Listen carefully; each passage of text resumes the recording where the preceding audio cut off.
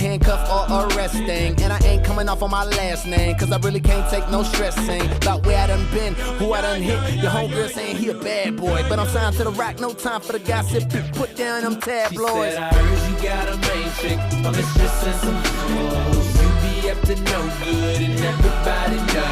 My homegirls tried to want me, they tried to let me know. What you got, I need a lot, so I can't let you go. She said, I can't get enough, can't get enough. I need that. I can't get enough, can't get enough. I can't get enough for what you got. Good guys, you hit the spot. Try to let go, but I just cannot. So don't you stop, I need it. Glow, try to cold, hotter, even way out in London town. Oh, Tyler, cause they love my sound. And I got love for the underground. Quality, Pimp C, H-Town will bung it down. Met a bad bitch that'll cut all night, you just cut off lights. Almost missed my flight, tryna get my last look, alright. She be down for whatever, whenever I wanna get up in the guts, alright. Never fuss or fight, on the grind tryna find this lead ace. I love it when you give me, I hate it when you give me headaches. She said, I heard you got a main chick, a mistress and some hoes. You be up to no good and everybody know. My homegirls tried to want me, they tried to let me know. What you got, I need a lot, so I can't let you go. She said, I can't get enough, can't get enough. I need that. I can't get enough, can't get enough. I need that. I can't get enough for what you got. Good guys, you hit the spot. Try to let go, but I just cannot. So don't you stop, I need it. Hey, cold world, baby, ain't nothing sunny. I see him hating, but it ain't nothing to me. I'm from the Ville where they bang for the money and carry 4-5s like change for a 20. So what I look like skirt, them over there look like nerves. Never mind that, girl, let's make a track. I beat the up, that's the hook right there. That's the hook right there. That's the hook right there. Never mind that, girl, let's make a track. I beat the up, that's the hook right there. She said, I heard you got a main chick, a mistress and some hoes. You be up to no good and everybody know. My homegirls tried to want me, they tried to let me know. What you got, I need a lot, so I can't let you go. She said, I can't get enough, can't get enough. I need that. I can't get enough, can't get enough. I can't get enough for what you got. Good guys, you hit the spot. Try to let go, but I just cannot. So don't you stop, I need that.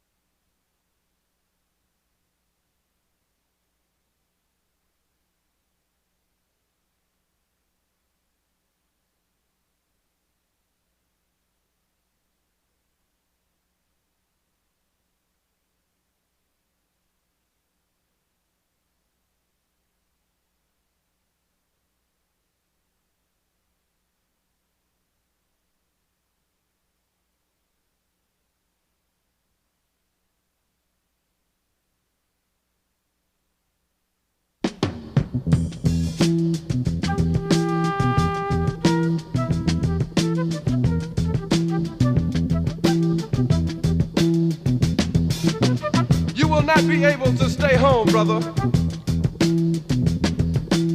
You will not be able to plug in, turn on, and cop out. It's my own fault. You will not be able to lose yourself on Skag and skip out for beer during commercials because the revolution will not be televised.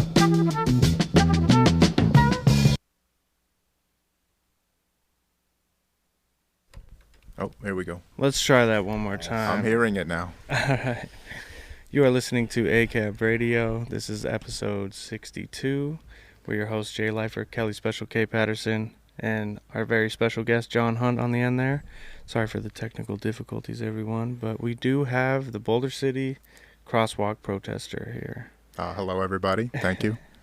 Thanks for coming on, man. Your story is definitely a unique one. The first that I've heard of it, and I think what you're doing, exposing it, hopefully will show how ununique it is and how this is something that could potentially be happening in departments across the nation. Yeah, I definitely think it's more of a widespread thing than you might think. There's a lot of reasons why this story might not tend to get out. And if you just look at my case, there's a lot of resistance to the story getting out. So when I first started out in 2016, the only people who would listen to me were Cop Block. I tried to tell every news outlet I could find that this had definitely happened to me. And that was after I got an expert report that validated what I was saying. For the few months that I started out with a fake tape, I wasn't even sure that I had a fake tape. And that's what also happens to a lot of people that they do this to. They don't know themselves because all you have is your own memory and you're just not sure. When I went on Reddit the first time in April 2019, a guy showed up by the name of Dingleberry Eater, and he said, I believe this happened to me. I was arrested like 5 years ago. I was being recorded with an audio recorder hidden in the uniform of a police officer. And long story short, they end up with an hour-and-a-half long recording of me getting arrested. And it has always bothered me because I'm 99.9% positive the audio was edited. How could I tell if the discovery was altered? Right. And I had to tell him there's really no good way. Yeah, I mean, you went to audio analyst professionals, correct? That's right, yeah. And they as well believed it was altered, yeah? Yeah. So at first we didn't even know that that was a thing, an audio expert. You don't start out knowing that that's a thing. You have to kind of figure that out. We went to one guy, Kent Gibson, who has a long resume. He's worked with the FBI. He's worked with, I think, many agencies. And so we said, okay, this guy's good enough. Well, let's get him. He gave us a report saying that he thought the tape was edited. But that, it wasn't enough. It's not like the media swooped in and said, oh, this is amazing. Let's do something about it. Basically, no one cared. And it came out later that the reasoning he was using was falsifiable. So an expert from Digital Ally, the corporation that makes the DVM systems, came in and said, well, the reasoning you're using is wrong, and it's for this reason. So he didn't produce an opinion that the tape was not edited. He just produced an opinion that this other opinion was wrong. So it wasn't that he proved that it was accurate. He just proved that there could be another reason for it. Yeah, right. He cast doubt on the expert's reasoning. And these experts, I think kind of the problem with anyone calling themselves an expert in audio or video these days is that the technology advances so quickly. If you just think about,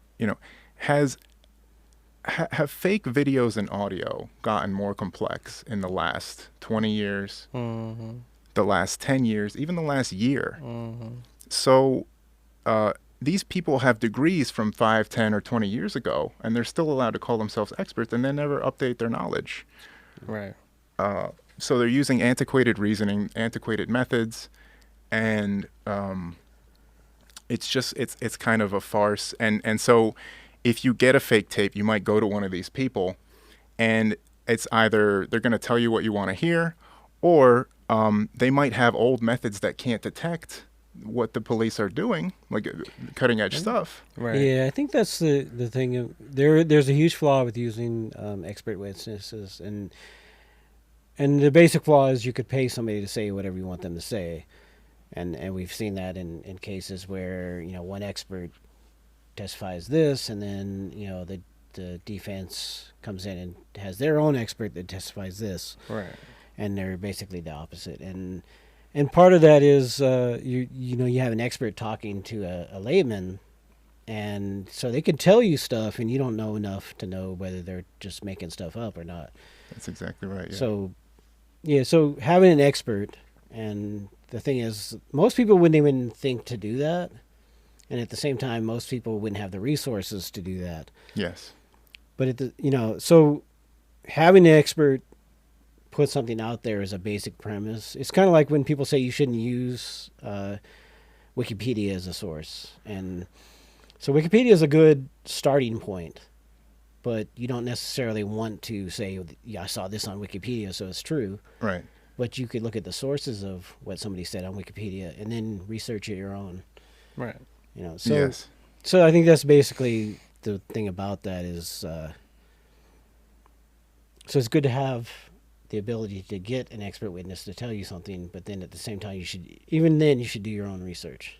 Yeah. That's absolutely true. And I only learned, I didn't know that was even possible to look into it deeper. At the start, all I had was a few things. I had a tape, I had a report. That was it. And I had a surveillance video. And you get that information. I'm lucky I even got the surveillance camera, because if we hadn't gone to that business within 3 days and insisted that they give us the surveillance footage, it would have been deleted. So people have the impression that everything's always being recorded. Maybe. Can you get that? Can you get it fast enough? It's really tough. And we got really lucky. We got 2 separate videos of what happened to me that were separate from the fake recording. And so they could show us on video what happened when the fake audio was playing. And it doesn't line up at all.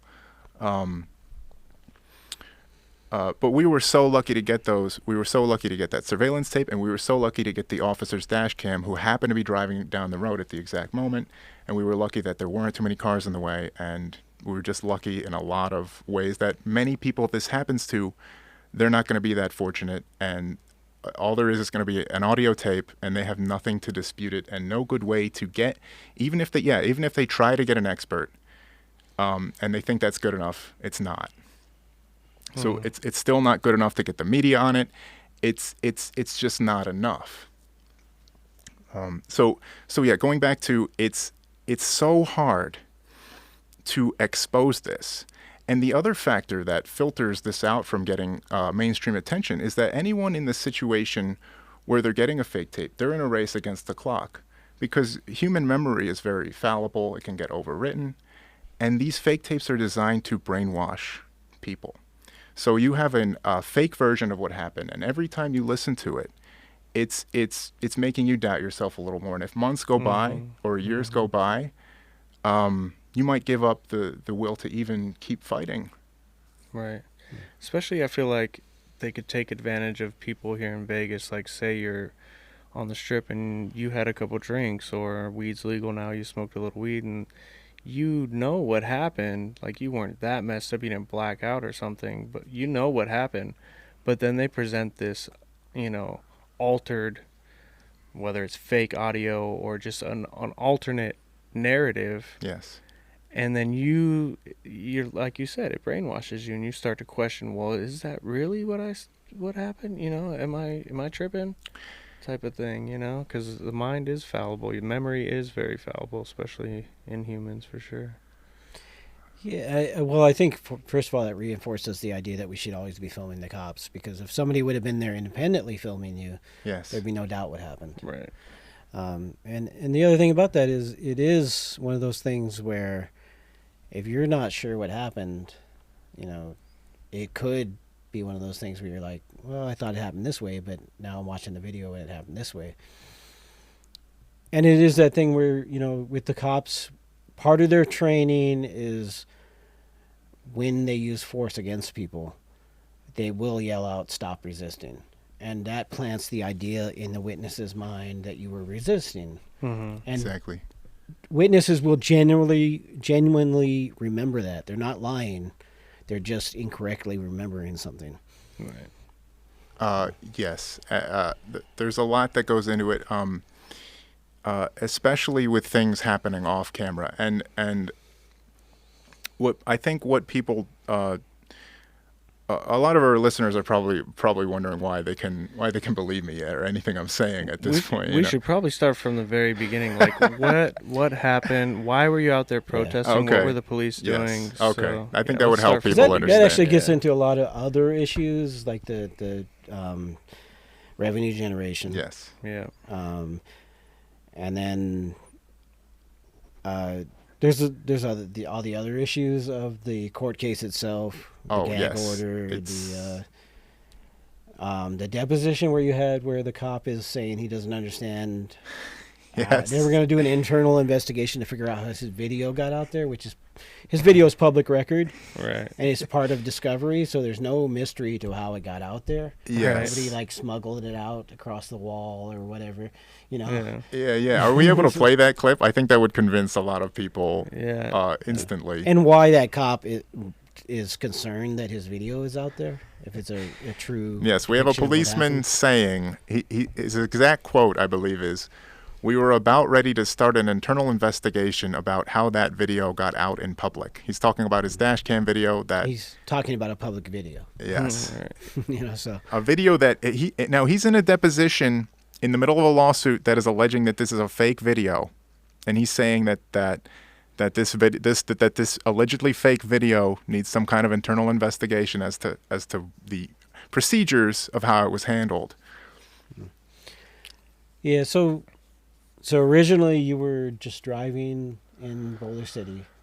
I was driving the mechanic. My car needed a little bit of work. And as I was going down what is now called Boulder City Parkway, back then it was just US 93, I believe, I noticed a man step out in the crosswalk. Now, I was already going pretty much near the speed limit, and I for some reason he didn't catch my eye at first, and so I also noticed that he was walking slowly. He was looking at me. He was looking at me dead in the eyes, and I was like, okay, I don't know what this guy's doing, but he clearly knows I'm driving, and he's not walking nearly fast enough to hit me or interact with me in any way. I was like, I'm already going, guy. Like, come on. So I got a ticket from that. And I said, okay, that's fine. Like, I clearly went through the crosswalk when he was doing something, and that's my fault. But as I was at the mechanic and in the process of driving over there, I saw many people pulled over. And I'd never seen this before, where it's like 4 and 5 people pulled over at the same time. So, regardless of what happened to me, I'm looking at this, and I was looking at specifically what he was doing. He was waiting until cars were going fast enough, and to where they basically had already made the choice to go, and then he would just kind of step out a little bit in the crosswalk and look at them and like wave at them or do other stuff, and they thought it was fine. They were like, okay, I'm already going. I don't know what this guy's doing. Nobody had time to wait 5 minutes for this guy to just stand in the crosswalk, so they were going through and getting tickets every time, and he knew exactly what he was doing. So you're basically baiting people into Right. a ticket by stepping out Walking at slow. a time that didn't give them Yeah. the proper amount of time to stop and Oh. allow him to cross. Absolutely. They had, I believe, 5 or 6 cop cars waiting behind the Pizza Hut there. And, they weren't sitting there to not get tickets. They were getting a lot of tickets. When my father bailed me out of jail, when he went to Boulder City Police Department, the guy behind the desk told him, and this is just what he told me, so you can take that as that source of information, but the guy said 250 tickets and one arrest. So in the course of 4 hours, they ticketed 250 people. That is a rate of more than 1 per minute. And Boulder City, for people that aren't local, is a really small, tiny city. So 250 tickets within that space of time is a huge amount of money that Yes. they generated. Mm-hmm. It's all people driving from Arizona, Sounds like entrapment California. to me, It is. That's exactly what it is. for a victimless crime. It's entrapment. It should be illegal, and I think it's dangerous as well. There were a lot of reasons. I just said enough with this. This is causing mayhem. This is mayhem. You're interfering with people's lives, and you don't know who's on the other end of that.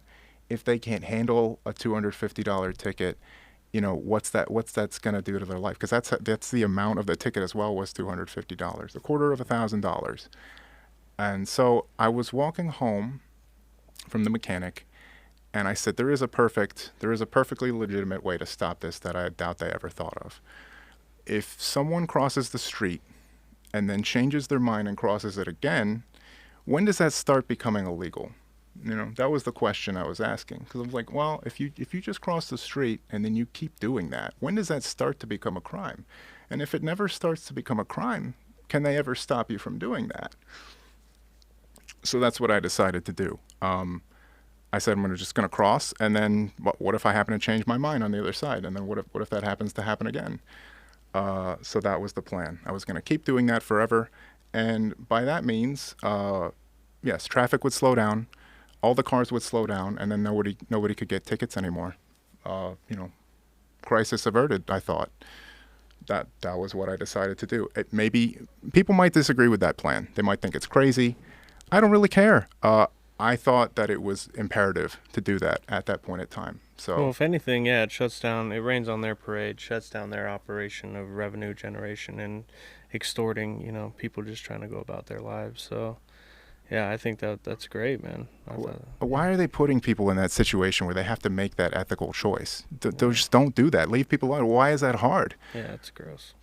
Yeah, and I mean, you should stop for somebody in a crosswalk. But at the same time, like if somebody comes sprinting across the sidewalk and runs into the road, it's not really the driver's fault that they didn't have time to stop. Yes, and that's exactly what BCPD accused me of doing. That's what Boulder City said that I did. They accused me of committing that crime where I was charging in front of cars. So that was the basis for them to prosecute me for and bring me before the Supreme Court for crossing the street. And that's effectively what they were doing, is ensuring that the cars did not have time to stop so that they could give them a ticket. Right. Yes, exactly. This is what we're doing. Stop doing it. Right? So whether you disagree with that protest, and many of you listening probably do, you think that's nuts, that's fine. What happened after that is the really the story. Yes. Yeah. After I had crossed 3 times, a policeman pulled up. This was Sergeant John Glenn. So we pulled up into the Pizza Hut parking lot. And, I was just acting out of, I don't know. It's not exactly a rational state of mind, I'll admit that. But I felt it was something I had to do. When the policeman pulled up, I was like I wanted to go home that day, okay? I wasn't out there for a fight. It's just, I just couldn't stand what they were doing. So I immediately stopped what I was doing. He pulled up and he said, step over here. And I'm thinking, well, I haven't committed a crime. So I asked him why. Why should I do that? All I said was why. He said, because I told you to. So basically it's like, I'm not going to give you a reason. Just approach my car. And then I said, I refuse to comply. I chose those words very carefully. I did not want to go up to his car, but I stopped what I was doing. I stopped and I stood there motionless, and I just waited for whatever. He immediately, as soon as I said that, he immediately got out of his car. He walked up to me. Without saying a word, he grabbed me and he dragged me away. Didn't tell me to turn around and put my hands behind my back. Didn't tell me anything. He grabbed my arm, kind of tugged on it a little bit so I would reflexively react, and then kind of just pushed me around without saying anything. And so I was just bewildered and stunned that this has happened, because I did not expect a policeman to act that way. I thought he would try to diffuse the situation instead of basically attacking me. Mm-hmm. So I told him, stop assaulting me, take your hands off me. I remember that very clearly. And so I was taken to jail. And 2 weeks later, I got the recording of that event, except that the recording was very different from what I had remembered. I don't know if we can play the audio or. Let me see. Let's take a quick music break, Okay. and then I'll see if I can pull it up real quick. All right, so y'all listening to ACAB Radio. Thank you for tuning in. We're going to take a quick break, and we'll be right back.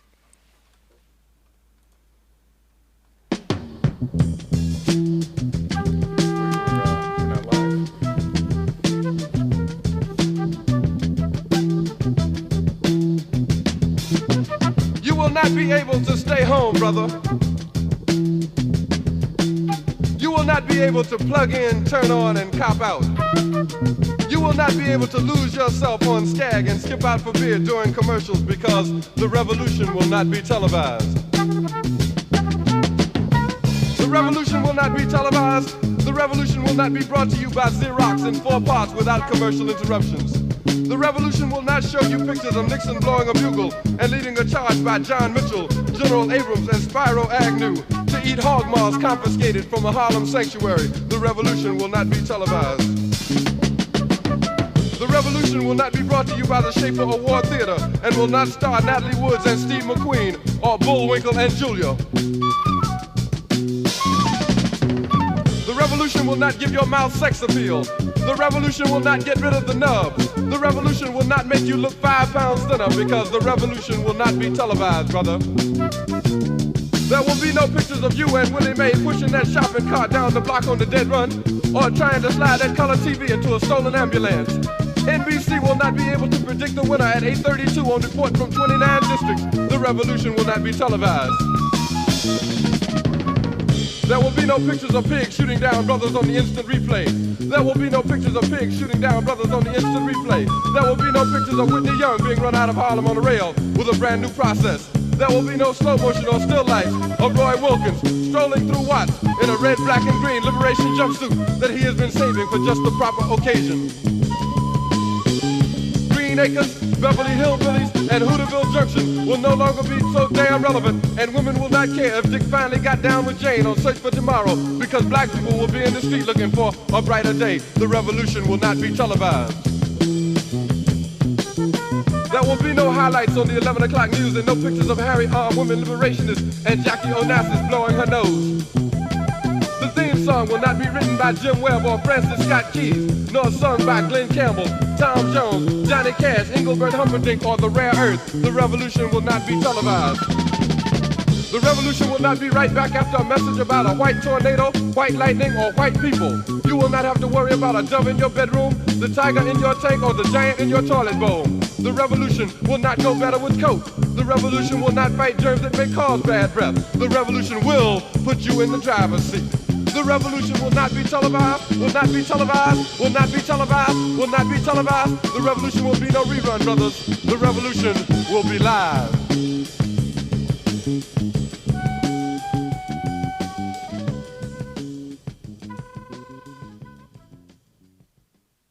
No one ever says you're a bad person if you have cancer. No one says it's your fault for having autism or Alzheimer's. So why should having an opioid addiction be any different? When we shame the sick, it keeps them from seeking treatment. Addiction is a disease, and it's up to us to stop the stigma. See how you can reduce the stigma at nbopioidresponse.org. This message funded by a grant through the Nevada Department of Health and Human Services, aired in cooperation with the Nevada Broadcasters Association and this station.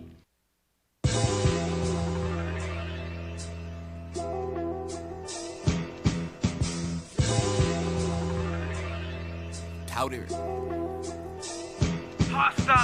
She said I wanna hold you down, but we ain't never gonna be right. Cause you too caught up in the street life. But that's the only life I know. She said them niggas that's around you, they ain't never gonna be right. Cause everybody wanna be nice. Instead of focusing on they though.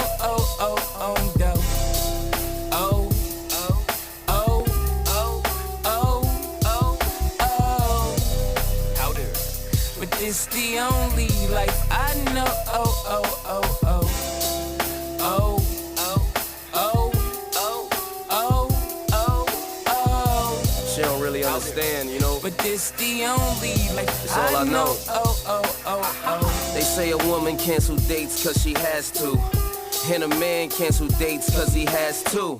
Well, I got 2 dates, one with destiny. I need more, baby, don't think any less of me. Trying to juggle, slowly became a struggle. Sometime I wanna hug the block, sometime I wanna hug you. Sometime it's about the check, sometime it's about checking that. De Niro said you gotta leave in 30 seconds flat. All right, we are back. You're listening to ACAB Radio. We're your host, Jay Leifer, Kelly, Special K Patterson, and our special guest, Mr. Hunt, is with us. We've been talking about his arrest. We've been talking about his protest, why he was out there, and we also talking about how Boulder City and law enforcement decided to handle that whole situation. First extorting people, then assaulting a protester, peaceful protester, and then falsifying evidence. So we do have the clip here. Is there anything you want to say before I play the clip? No, let's just hear it. This is a slightly shortened version of the fake audio. It gets the point across, but it was shortened for YouTube. All right. And the dialogue has not been changed. You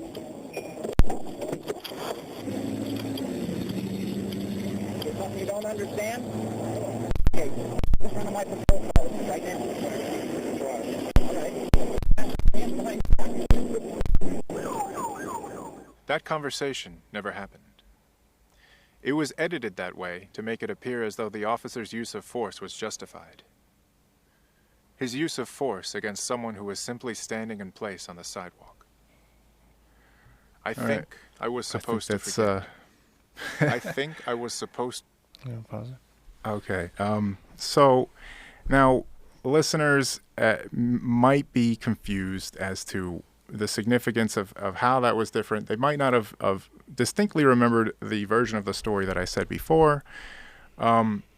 And the key to this is that it's a matter of nuance. It's a matter of subtly changing events to portray one person's choices in a positive light and one person's choices in a negative light. And the key to this difference is that I was never given a chance to go peacefully. I was attacked without warning, and in such a way that it would provoke a reaction. I think that's what the officer was hoping for. And then basically I had the truth taken away from me, and I had it portrayed as though I was given every chance to go peacefully, and I'm just a shithead.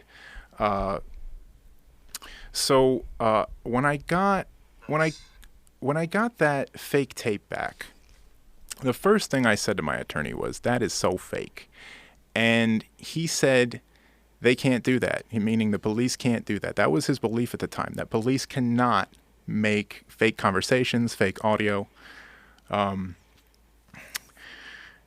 guess there's something else I need to explain about this story, because people might be wondering why were you so sure, and what makes you think that your own memory was better than something the police gave you. And this is something I don't talk about that much in my videos, but basically, I have a neurological condition. It's called synesthesia, and it's not bad or anything, but it does sort of give you.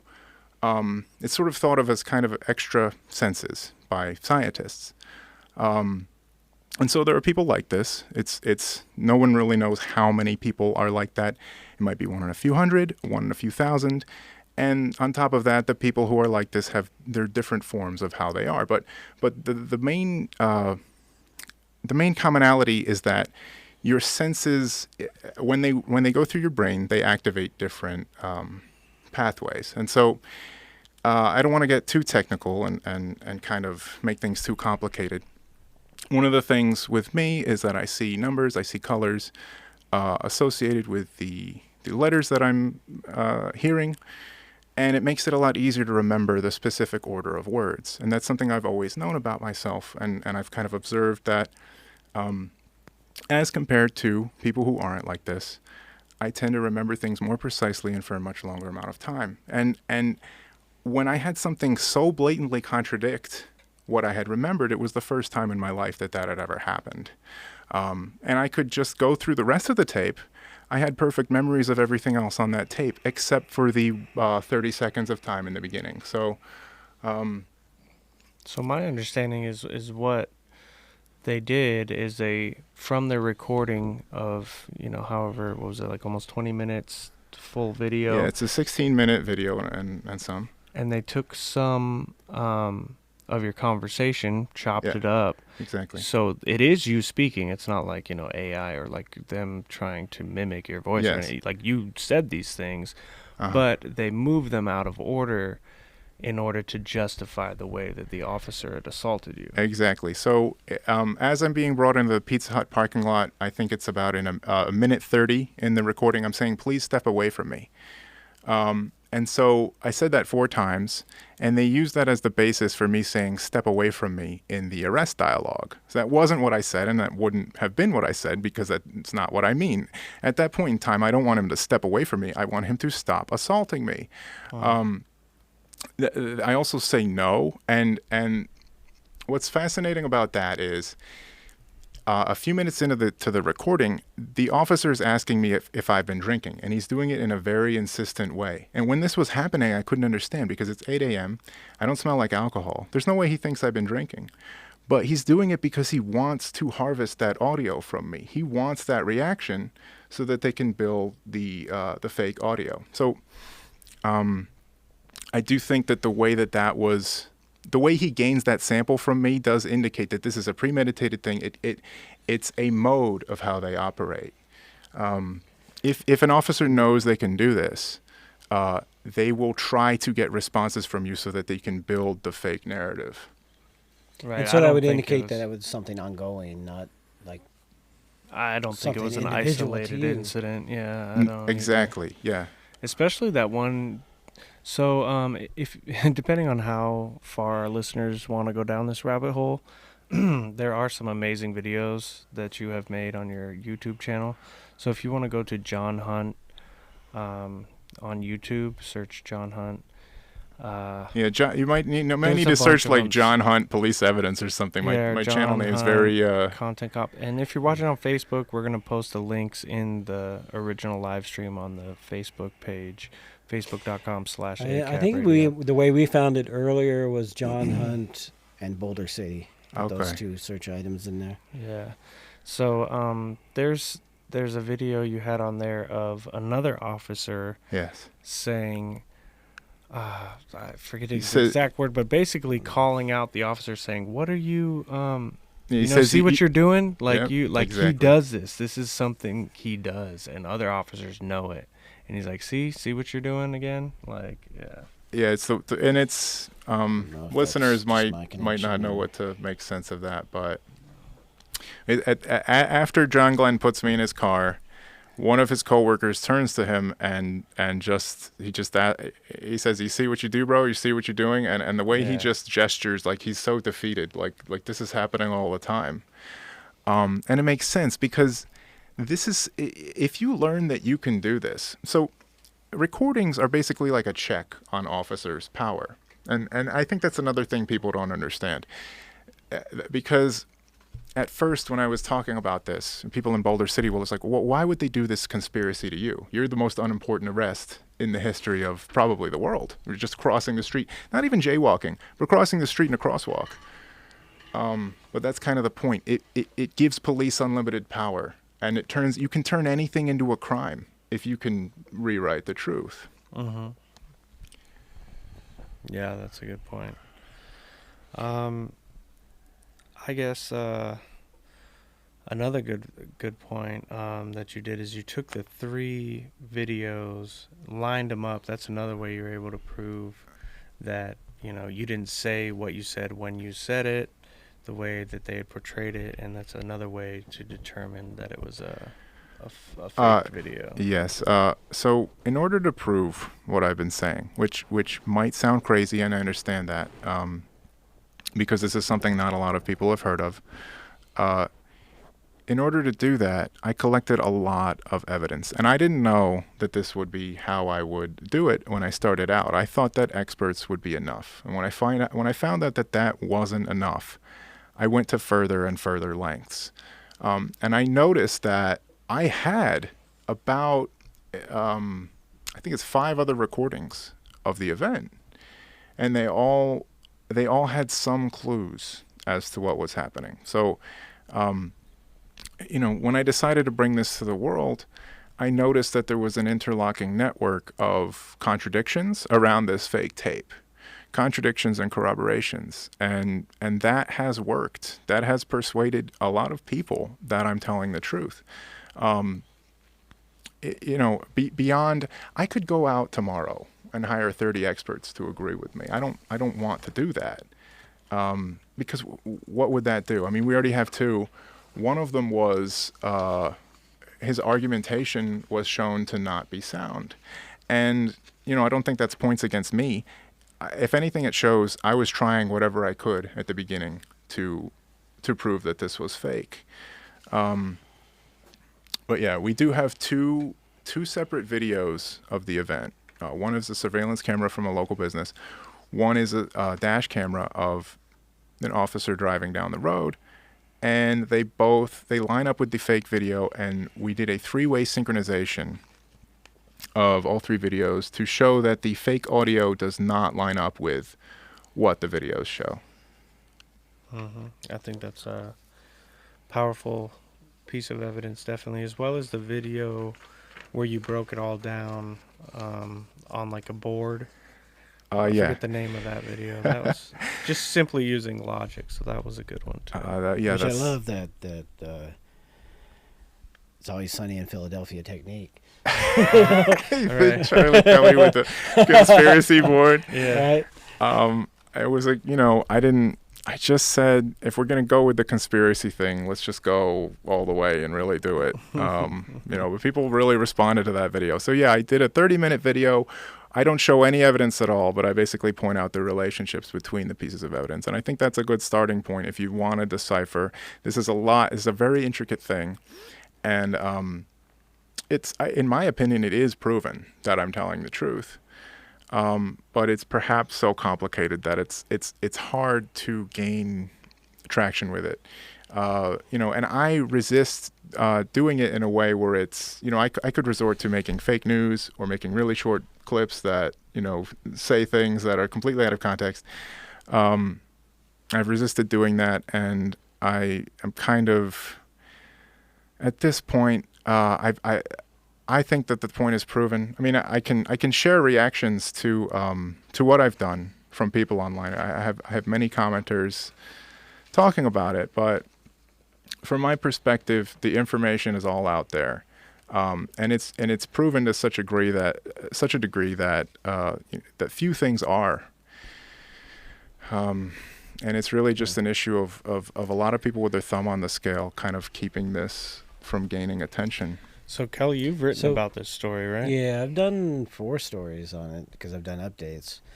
But one of the things, before we move on from that, so we have the expert testimony, and then we have a lot of what would be considered circumstantial evidence that supports it being edited. But then there's also a smoking gun of when you got the video from the Nevada Highway Patrol and the audio did not match. Exactly, yeah. That's one of the pieces of evidence I point to. Not only was the audio substantially different, but it was different in such a way to where the difference... this is another thing, this is another intricacy of the fake tapes that is not known about and is not thought about. Because they're trying to gaslight you with the evidence, they will not only cover up a section of audio and make it fake, they will go through the rest of the tape and they will edit out anything that refers to the thing that they changed in order to just completely rob you of any clues in an attempt to obliterate your memory. So that's one of the ways this practice remains secret. And the gamble is on their end that by doing that, they're going to stop you from even trying to fight back at all. So they risk making contradictions with other recordings, but the idea, I think, on their end is if we do this and we take out these sentences that refer back to what we changed, most people are just not even going to fight. And they're never going to look. It took a year. It took more than a year, or it took actually a year and a half for us to get that audio that was contradictory. So, yeah, sometimes you'll have those contradictions with other recordings, but you have to wait a long time for them to be revealed. And that was actually the George Knapp did comment on that. That was one of the things on this case that he reported on. Well, and it's hard to argue with two official videos that differ. Right. I mean, why would that happen? Yeah. Yeah, there are reasons that you could say, and that's another thing that is subtle about this, because they won't take the audio out completely. They'll leave a little bit of it in. So by doing that, they make it so you can't hear it, but it's still kind of there. And you can do that with signal processing techniques. You can selectively edit voice instead of background noise. These are very advanced things that people are doing. It's not just cut and paste. It's not just delete. It's target your voice and then lower the volume of just your voice in a recording, and so it takes a clue away. And then later, maybe you get another tape, but there's so many things with how audio is recorded that people can say, well, maybe there was radio interference at this point in time. Maybe there was, maybe a truck was passing by. And so they're very slippery like that. They're aware of all those intricacies, and they use them to their advantage to cover their tracks, which is another reason why this is a practice that is not widely known. It takes steps to conceal itself. So there's the shooting of Junior Lopez that you pointed out, right, that very may well have been a similar so that would be the situation. Related story. Okay. So I posted links to all of that in the original event invite on Facebook, as well as the sharing of that on ACAB radio. But there's, like I said, there's 4 different stories of the progression of his case where there's been updates. And then obviously if you go to John's page on YouTube, you can see the more detailed versions of, the evidence where it's really laid out there. But so the Junior Lopez, it was in April of 2018 when he was shot by the police, and they have, first of all, they have the dash cam, or they're using body cams because Metro doesn't have dash cams, but Boulder City and Nevada Highway Patrol have dash cams rather than body cams. But so first of all, the video starts very late, and the audio on the video starts late. So you don't hear them ordering him out of the car, and you don't hear their initial interactions. Uh-huh. And Metro's line is that they started those videos at that time. But if you watch the videos, one of the things you observe is that it would be inopportune for them to do that. They're holding their guns on Junior Lopez at the time. So for them to stop and bring their hand up and turn the video on would be doesn't make sense. Inconvenient at best. Right. What makes more sense is for them to say that's when they started it and then mute the first 30 seconds. Right. And be like, well, that's just what happens when we activate the camera. So when they activate the camera, the camera actually goes back 30 seconds. That's how they caught those cops in Baltimore planting drugs, because they didn't realize that happened. Yeah. But so it would start 30 seconds later, but if you cut off the beginning of that video and then, cut the audio for 30 seconds, it would be consistent with that. Uh-huh. And so the thing is, Junior Lopez's fiance and a friend of hers were in the car at the time that it happened. Eyewitnesses. Right, and their version of the story was that he was ordered out of the car. And then another key part of that story is the police maintain that he said, "Shoot me." Shoot me, shoot me. Right. But their recollection of that is that he said, "Don't shoot me." Yeah. So the audio of him is him saying, "Shoot me." But their contention is that the cops went in and edited out the part where it says "don't." Yeah. So it just says "shoot me." Why can't you hear the don't part? Yeah. I remember Amber saying that. And that's huge. That one of the things that they never did on any other body camera footage is they actually put subtitles on it, which is super suspect. Like no other press conferences where they released the body cam footage did they say, this is what, here's the captions of what they're saying. So they want to emphasize, what he shoot said me. according to them.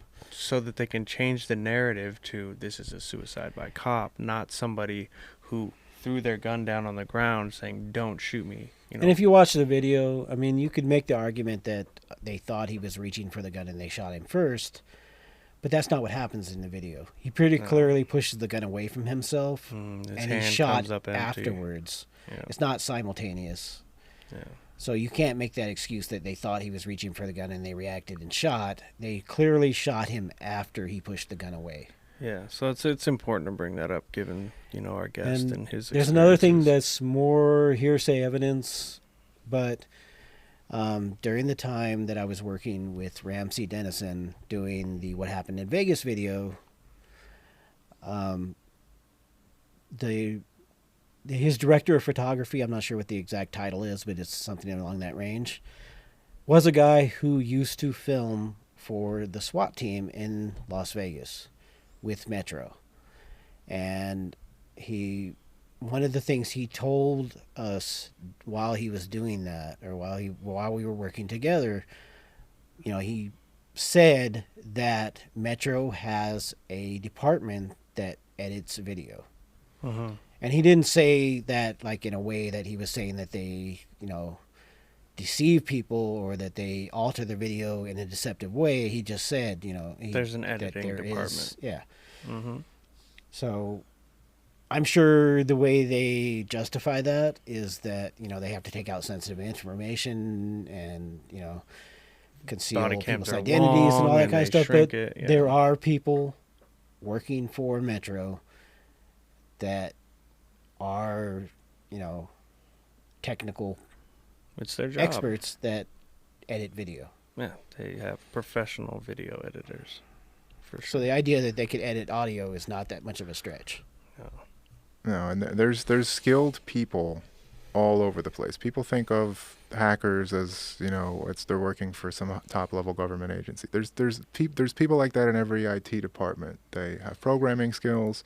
Yeah. They know how to build a computer, and the systems that are in place to keep video safe are not nearly strong enough to stop these people. These people are in control of every aspect of these hardware and software systems, and then we're saying that they can't tamper with them. It's absurd.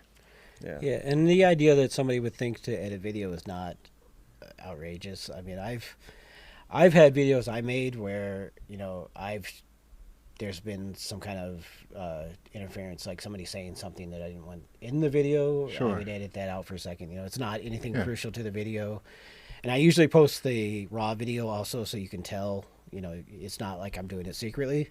There's a video that's been around a lot where I'm talking at the Clark County Commissioner's Board about the no cops tax, and I drew a blank for a second, and I just edited out the gap where I was trying to collect my thoughts, and it's pretty seamless if you watch the video, but I'm sure it wouldn't be hard to pick it up if you analyzed it. Sure.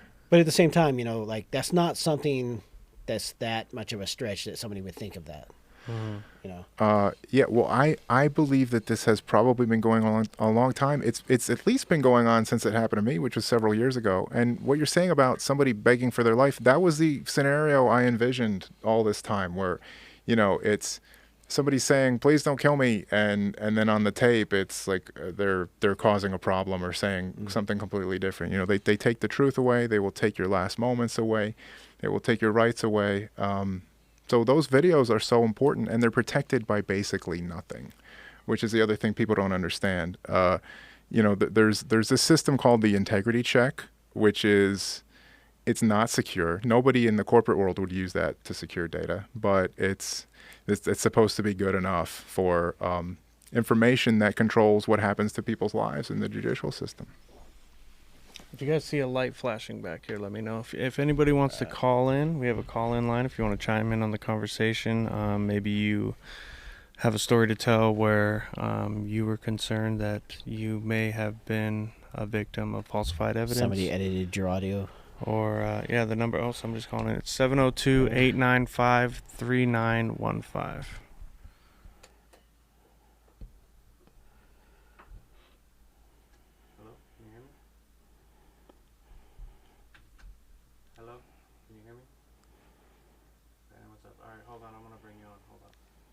All right, cool. All right, we have Brandon Summers on the line. Brandon, can you say something? Make sure it's working here. What's going on, y'all? Yeah, hello. It's working. Cool. If you're listening to the show right now, Brandon, can you mute it? Because I do hear a little echo.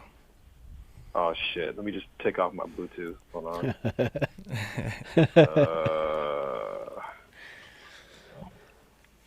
All right, going handheld, old fashioned. Nice. All right. Yeah, better. Okay. So Brandon, I mean, you've got extensive experience with LVMPD and their body-worn camera division, huh?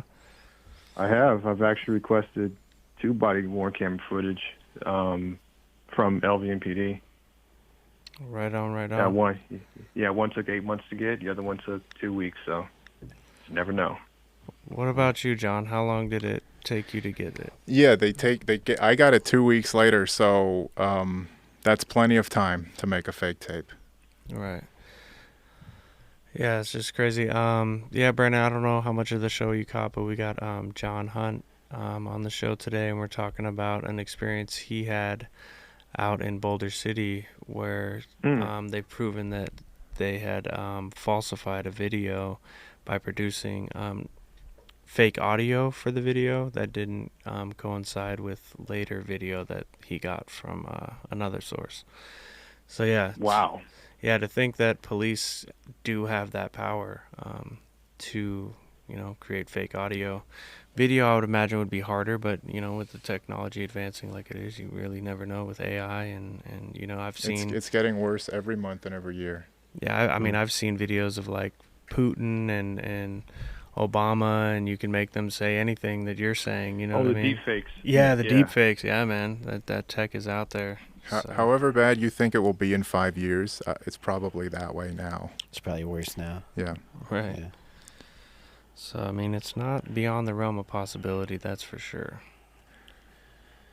And we were talking about the Junior Lopez shooting, Brandon, where Amber... That's what I just caught, yeah. Yeah, so she thinks that she may be a victim of that as well, muting the don't before the, don't shoot me. So, yeah, it's crazy. Yeah, I do think it's kind of weird to start a body cam, like, in the middle of or just as you're about to open the door to engage with a suspect. That's kind of weird. Yeah. I'm not saying it's something is fishy, but it is just kind of bizarre. I would figure you would start the body cam footage as you're in pursuit of a vehicle. And most videos I've seen include them following or them, going to the location. They actually show them driving. So, Right. Especially. Yeah, and the funny thing about body cam footage, it's usually just boring. It's usually like a lot of just open space. It's usually, 30, 40 minutes long of just a bunch of gaps, Mm-hmm. So I feel like some of that boring stuff should be in there too. But what's actually pretty common with Metro and other departments is they just fail to turn their body cams on. So hate to say it, we're actually kind of lucky that there is something to be shown in the case of Junior Lopez. Because the situation with the guy from, what movie was it? He's from Training Day. He's usually Hector, whatever his name is. He had a situation, and the cops never turned on their body cams. Yeah. Yeah, or if they have dash cams, they'll put the hoods up, so they can't or see throw what their they're up to. antennas out into the neighborhood. Yeah, it's crazy. As the LAPD got caught doing that, just ripping their antennas off. Man. And it just happened to be those precincts that were in minority neighborhoods. Yeah. So, what else, John? Your story went into. Well, hold on. Is there anything else, Brandon? We're gonna get back into John's story here and the court cases. Is there anything else you'd like to chime in? I just wanted to just check in real quick. I just want to chime in. That was it. Yes. Yeah, man. Thanks for calling in, and call in again later when we get into these stories if there's anything you want to say. Cool. Well, you guys have a good night. You too, All man. right, thank you. Good night, Yep. Brandon. All right. Peace. Nice. So we have a line open if somebody else wants to call in. Yeah, the call-in line again is 702-895-3915. 702-895-3915. I'm certainly anxious to hear from anyone else who's been affected by this potentially. A couple people have said online, that they thought this happened to them. And that's kind of why I did all this stuff. When I got this fake tape, I didn't know that was a thing. And I said, Jesus Christ, like this has to be in a museum. This has to be known by everybody. I thought everyone would share my reaction. I thought they would be happy that I was like trying to expose this, and that they were not happy about it. So yeah, I wanted to ask you about. So it went through the courts. So walk us through the. Okay. So after getting two experts that agreed with me, for different reasons, and seeing that was not enough. Now, is this a criminal or this civil? Do you have a civil suit or? Civil at first. Okay. So, yeah, you can explain exactly what happened, but they had dropped the charges, and he filed a civil case, and they reinstated the charges. Oh. Yes. It's something called vindictive prosecution. It's illegal. It's unconstitutional. I forget which amendment it violates. I think maybe it's the 4th. You're not supposed to be able to do that. So seems like retaliation. It is certainly retaliation, and it totally blindsided us because we just didn't expect that they would do that. And from my standpoint, I said, "Why are you even fighting me at all? I mean, you should be putting this officer and whoever's helping him in jail. And where is my parade? Instead, it's like we're gonna prosecute you." So they ended up prosecuting me for like 2.5 years, bringing it to the Supreme Court eventually because I crossed the street in a crosswalk. Okay, but I guess we want to go through that, like the steps of that. Yeah, Kelly, you wrote a bunch of articles. I mean, maybe we can you updated it, as it was developing. I don't know if you want to get into that. I got your articles. Yeah, well, they were the improprieties actually during the trial that you should expand on. Oh yes, so okay. So after there was the gag order, and then there was didn't the judge eventually get removed? The judge had to recuse himself. So now this is the same judge that said that this was definitely a real tape and there was no way it was fake. He recused himself like a couple months later. So it was said, it's been said in this town, judicial review said that the tape was definitely real. It's hilarious. But anyway, well, and also, as I mentioned, Boulder City is a very small town, and this judge is the judge in Boulder City. It's a small town, and it's a de facto theocracy that's operating within the borders of the United States because the Mormon population of that town has massive power to elect officials. And so they managed to stack not only is the judge a devout member of the church, which that's fine. The prosecutor in that town is like his Mormon equivalent of a Mormon priest. It's called stake president, or I think it's actually higher than priest. So basically you have a town right now or I don't know if it's right now, but it was when they were prosecuting me, where the prosecutor in city court is like the judge's religious overseer.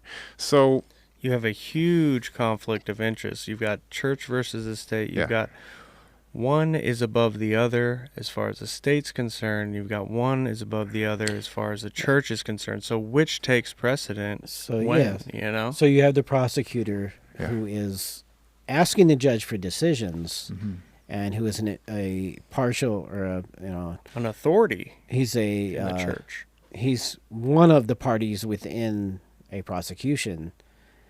And his religious position is something that has authority over that judge. Yeah.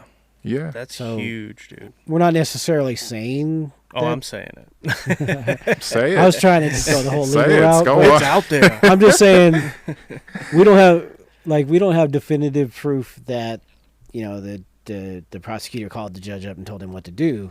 True. We But- might not have that on tape. That's a We huge could make a conflict fake of tape, interest in the fact that actually could happen. I Yeah. mean, No, it seems entirely reasonable to assume that, if this person does take his religion seriously, I mean, that he he's very going to much be does. taking direction from his authorities in that church. yeah, these people are dead serious about Mormonism, especially the judge and especially the prosecutor. So, yeah, we had an evidentiary hearing. So I think this was the next event after the vindictive prosecution.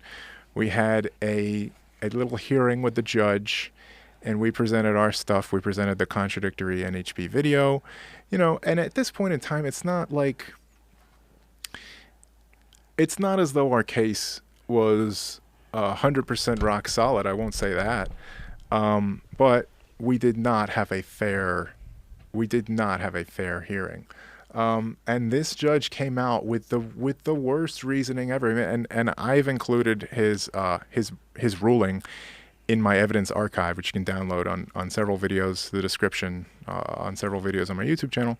But if you read his ruling, he ruled that the tape couldn't possibly have been edited because of the time it was uploaded. So because it appeared to have been uploaded on their servers a couple hours after the event happened, that was his reasoning that basically it had to have been real. Not completely ignoring the fact that everyone in Boulder City controls that computer. So the same people who would be making the fake tape have complete control over that computer system and can change. And the server and all that. Exactly. So his reasoning was that we should trust the people we're accusing of tampering with a tape to not tamper with a computer system. I think he probably is not computer literate enough to know that the time on a computer can be changed. But And that's kind of like the old thing used to be. People would say, this cop assaulted this guy and used, police brutality against him. And then people would come back and say, well, in the police report, it says he was resisting. And it's like, well, who do you think wrote the police report? yes, exactly. Yeah.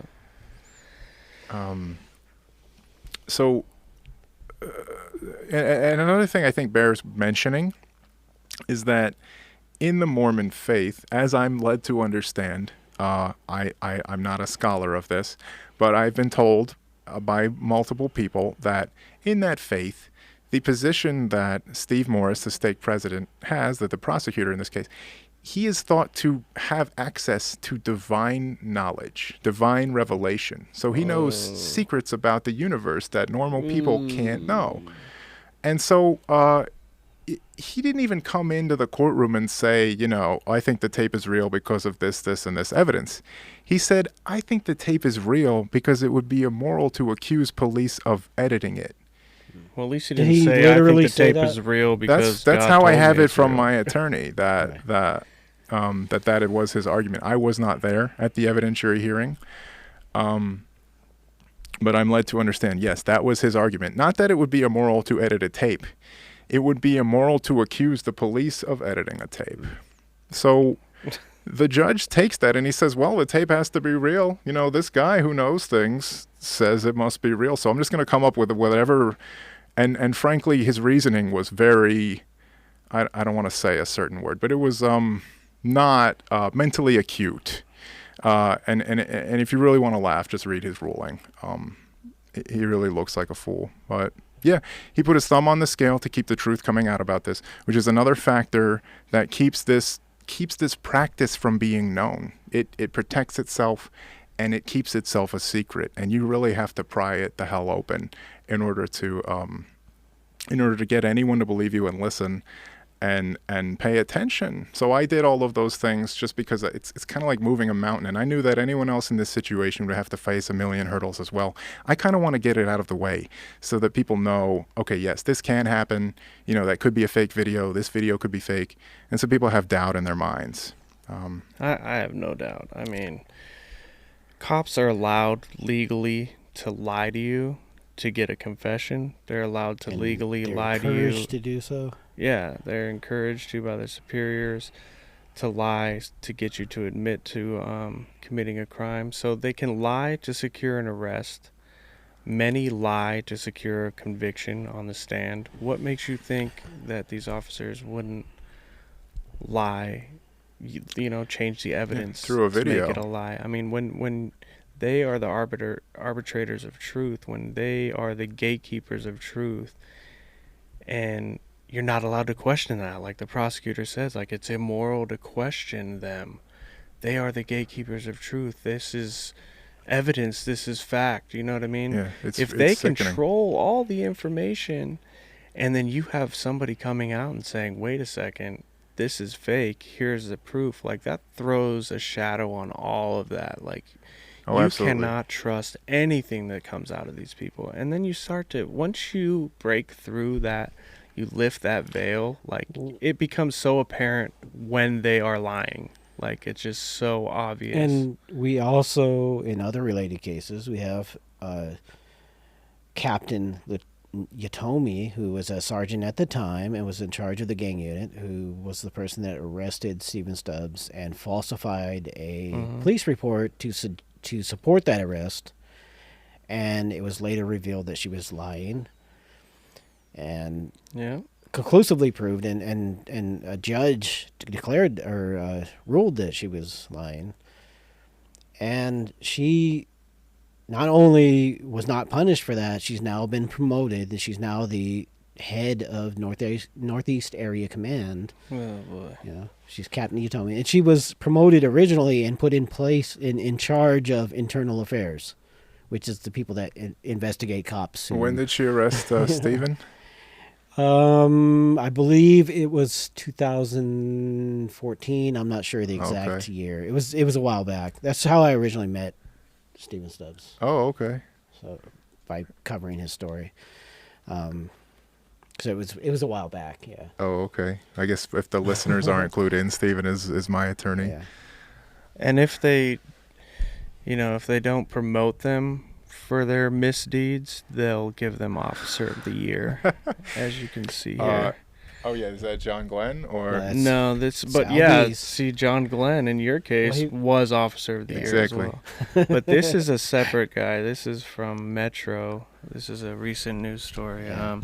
Officer Al Bees, who was under investigation, federal investigation for being a pimp and working for pimps and taking bribes, and he was a member of the Vice unit. This celebrated Vice unit that was working with pimps and exploiting women and shutting down the competition of the pimps that were paying them. He was suspended after admitting he had sex with known prostitutes on duty. He was the only officer. Well, not the only officer. The only shooting that happened on the Strip, not last year but the year before, the only shot fired was fired by a police officer, and it was on accident, an accidental discharge, and shot somebody. He brought his own AR-15 to New Year's on the Strip and shot somebody when he was moving a barricade. His gun went off. Like, this is the Officer of the Year So the more you mess up, the more likely you are. Yeah, I'm sure they award. waited a year to make sure that wasn't part of the year being included. Yeah. They were probably going to give it to him last year, and they had to wait because they're like, oh, this guy just shot somebody out there on the strip during New Year's. Yeah. And then as soon as they blew it up online, they took the post down. Like, yeah, he still got his award in his house. It's a funny thing, though. When you put something online, it stays there. Never goes away. We got you.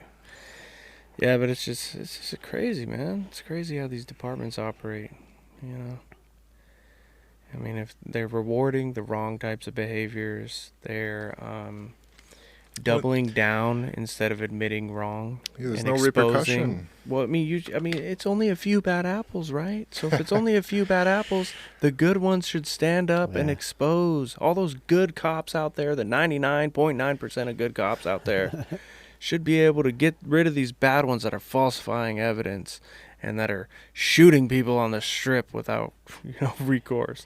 That are asking women to show them their vagina so they won't arrest them. Yeah, they shouldn't be is he second in charge now or third in undersheriff? charge? Yeah.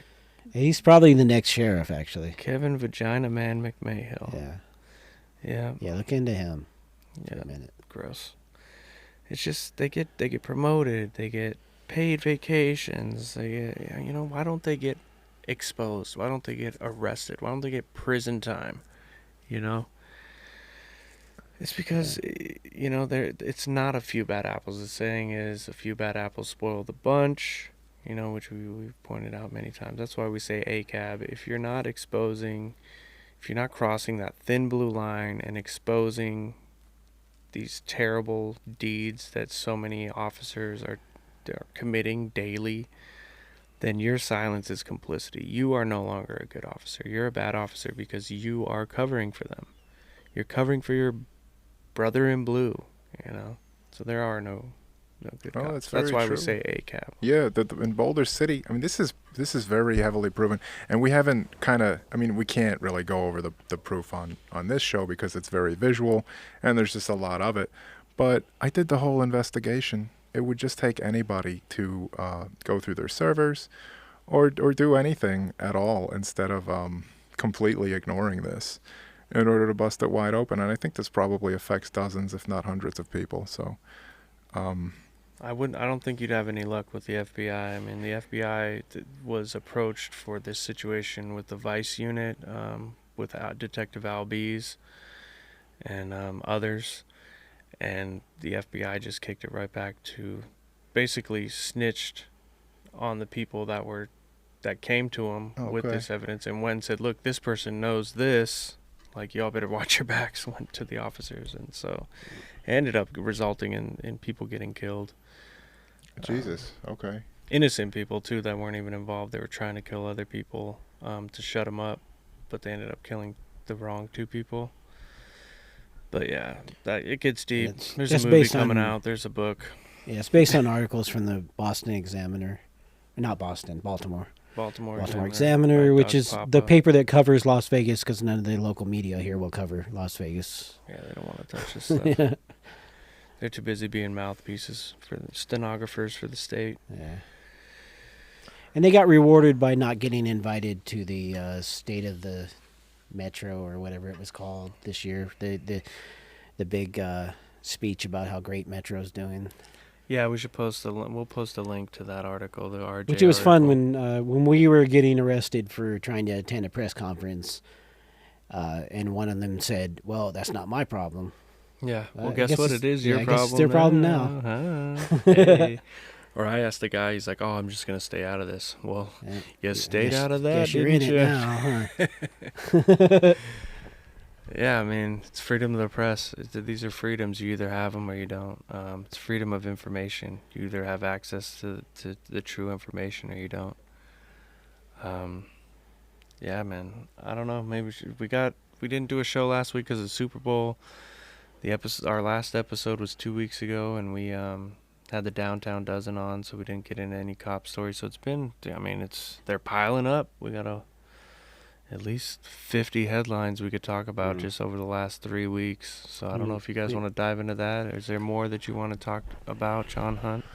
I don't want to step on toes or anything. I mean, my stuff is all very good.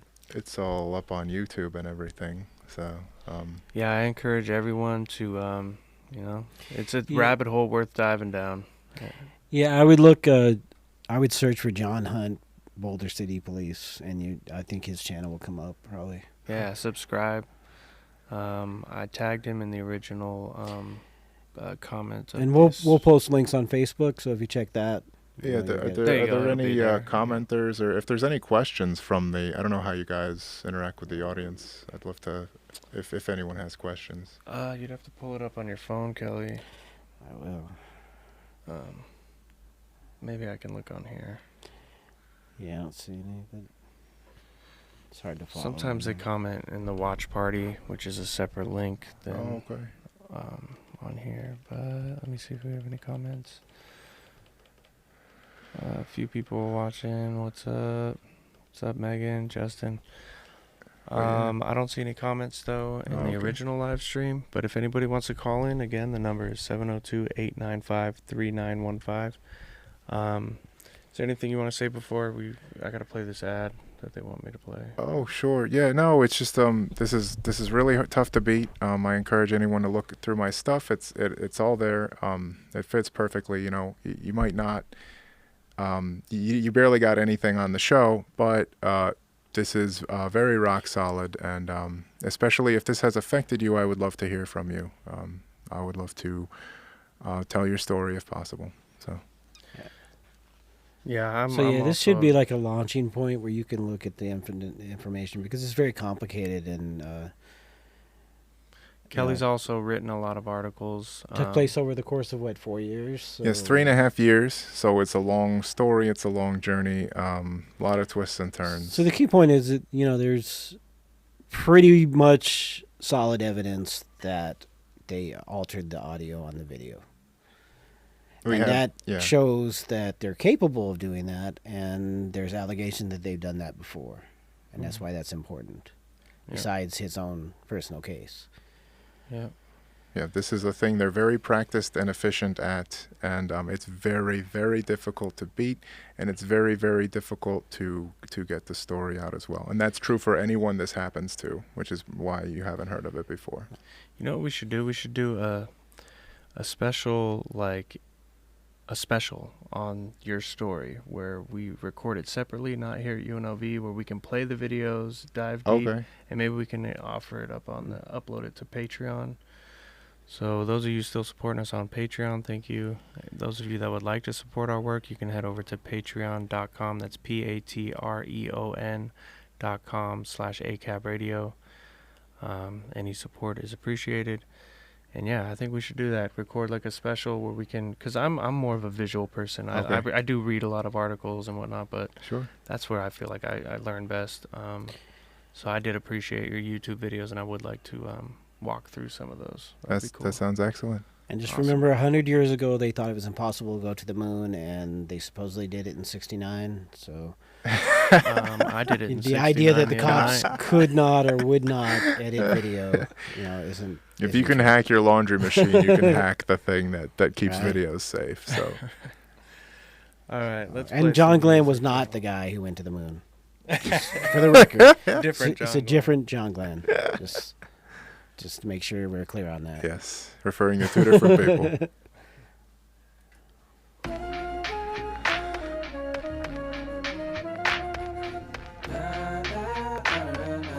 Got me up all night. All I'm singing is love songs. She got me up all night. Constant drinking and love songs. She got me up all night.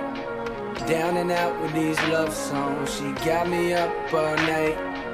Drowning out with these love songs. She got me up all night. Yeah. All I'm singing is love songs. She got me up all night. Yeah. Constant drinking and love songs. She got me up all night. Yeah. Down and out with these love songs. She got me open all night. Got me open all night. Hey. Okay, back when I was sleeping in my mama crib, or even back when I was up there in Muhammad crib, paying $1,700 for the rent. Money well spent, no heater, but it made heat. May I vent? Had a thing for you. Even wrote the song Dreams for you, cause I had dreams for your thoughts of a ring for your childish. You know childish. Anonymous flowers sent, you know cowards. Now I signed a hoe, took a power trip back home. I'm grown now, and the city's my throne now, huh? The same clubs that I used to get tossed out. Life got crisscrossed, totally crossed out, cause now I'm in this and I'm totally bossed out. Old chicks crying cause they know that they lost out, but I'm still on you, I'm still on you. My drink spill on me while I fell on you. I'm saying, would you believe me if I said I'm in love? Baby, I want you to want me. Would you believe me if I said I'm in love? Baby, I want you. And we are. Got me up all night. And we are. All singing this love song. And we are. Got me up all night. And we are. She got me. Well, this has gotta be the longest crush ever. If I ever get the f***ing be the longest bus ever. Love is a drug like the strongest stuff ever. And that I'm on one. You feel me? She on a power trip. She got me where she wanted it. Wifing in the club, man. My homies gon' disown it. Like, give me $20. Stupid how you get to college. I'm in your city and I'm wondering if you're home now. Went and found a man, but I'm hoping you alone now. Can't help but feeling like I dropped the ball, cliche. I used to pop up on you at the mall each day. Now typically I kick game like East Bay, but you got it freeze frame yelling please play. For Pete's sake, homie, pull it together. Just woke up one time and be through it forever. But would you believe me if I said I'm in love? Baby, I want you to want me. Would you believe me if I said I'm in love? Baby, I want you, yeah. And we are. Got me up all night. And we are. All singing this love song. And we are. Got me up all night. And we are. She got me up all night.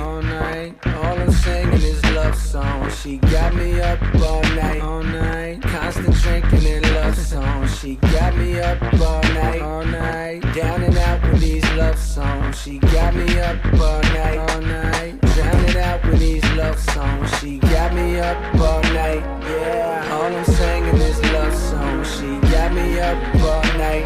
Yeah. Constant drinking and love songs. She got me up all night. Yeah. Down and out with these love songs. She got me open all night. Got me open all night. Hey.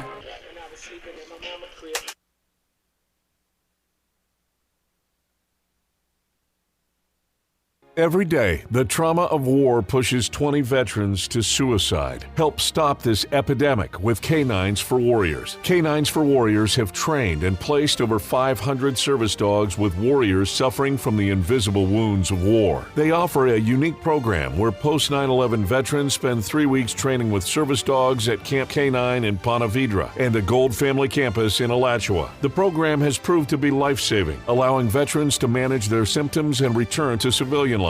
To learn more or to donate, visit caninesforwarriors.org.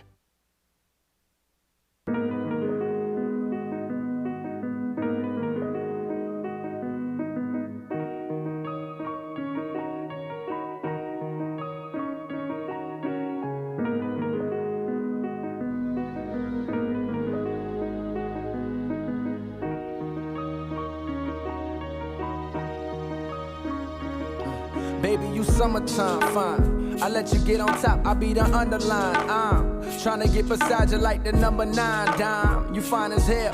I guess I met you for a reason, only time could tell. But well, I'm wondering what type of shit was sworn in. Do you like the finer things, or you a simple woman? Would you drink with it? Do you smoke weed? Don't be ashamed, it ain't no thing. I used to blow trees, getting lifted. I quit with shit, but shake it high with you. It's only fitting, cause I'm looking super fly with you. A fly with you, a powerful, you do something to me. Cause girl, I caught the vibes like you do something to me. So I threw them back. Now my mama's hollering, who is that? Boy, she been what you about to do with that? I'm finna take you home and sip a little Patron. Now we zone in. Baby, you're so fine. And can I hit it in the morning? Can I hit it in the morning? And can I hit it in the morning? The sun rising while you're moaning. And can I hit it in the morning? Can I hit it in the morning? Hey, can I hit it in the morning? The sun rising while you're moaning. Baby, you wintertime cold. The night is still young, drink that dinner wine slow. I'm trying to make the goosebumps on your inner thigh show. I'll let you beat me there as far as finish lines go. Yeah, and if you gotta leave for work, I'll be right here in the same bed that you left me in. I love thick women cause my aunt, she rode equestrian. I used to go to the stables and get them kids to bet me.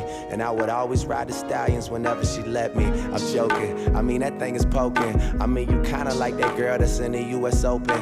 I mean I got this hidden agenda that you provoking. I got bath water that you could soak in. Things I could do with lotion. Don't need a towel, we could dry off in the covers. And when you think you like it, I promise you gon' love it. Yeah, when lights coming through the drapes and we're both yawning, I roll over and ask if I can hit it in the morning.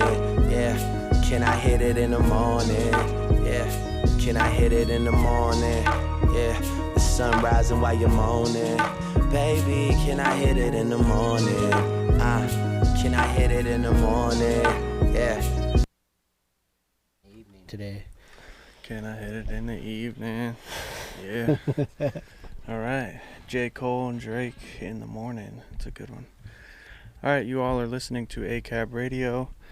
I've been completely spacing. I'm supposed to do the legal ID. We are listener supported, 91.5 The Rebel HD2, KUNV Las Vegas, the broadcast service of UNLV.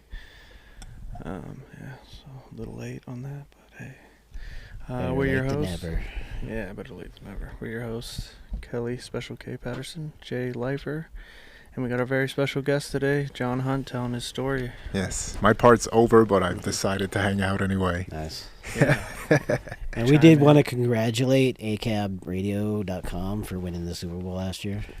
We're wearing their jersey today.